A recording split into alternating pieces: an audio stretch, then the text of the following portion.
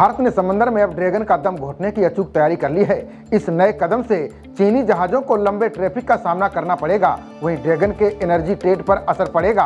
भारत के इस कदम से चीन चारों ओर से घिर जाएगा। दुनिया में जंग या तो जमीन के लिए होती है या फिर अर्थव्यवस्था को लेकर। जिसकी अर्थव्यवस्था जितनी मजबूत होगी उसकी ताकत उतनी ही बढ़ेगी। इस होड़ में चीन तेजी से आगे बढ़ रहा है। उसे अपनी अर्थव्यवस्था को बढ़ाने के लिए ऊर्जा की आवश्यकता है। इन जरूरतों को पूरा करने के लिए ही वो समंदर में दादागिरी करता है। अब चीन की इस दादागिरी पर लगाम लगाने के लिए छोटे देश खुद को ताकतवर बनाने में जुटे हुए हैं। इसके लिए वे भारत की मदद ले रहे हैं।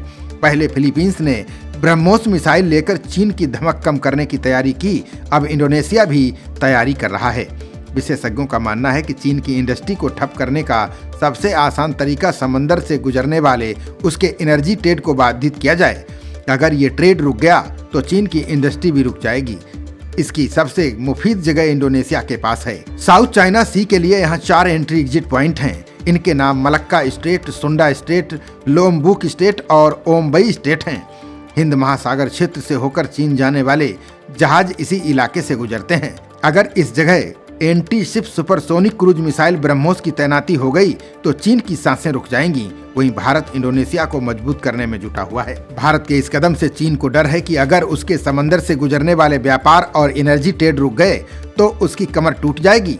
भारत ने इसकी तैयारी भी कर ली है। पहले से ही अंडमान निकोबार में नौसेना बेस मौजूद है। पिछले साल ही लक्षद्वीप के मिनिकॉय द्वीप पर नौसेना का जटायु नेवल बेस स्थापित किया गया था। उसके सुपरसोनिक मिसाइल ब्रह्मोस के लैंड वर्जन कोस्टल बैटरी को भी तैनात किया जाएगा। बता दें कि मिनिकॉय का Jatayu naval base 9 degree channel के नॉर्थ में है। ये दुनिया का सबसे व्यस्त शिपिंग रूट है।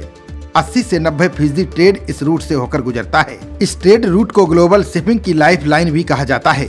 यहाँ से हर मिनट तकरीबन 12 मर्चेंट शिप गुजरते हैं। 24 घंटे में यहाँ से 15,000 से 17,000 शिप मूव करते हैं। ये route Europe, Middle East, West Asia को साउथ ईस्ट एशिया के सुदूर देशों से जोड़ता है। ओमान की खाड़ी और अदन की खाड़ी की तरफ से आने वाले ट्रेड सिंगापुर, मलेशिया, ऑस्ट्रेलिया और चीन तक जाते हैं।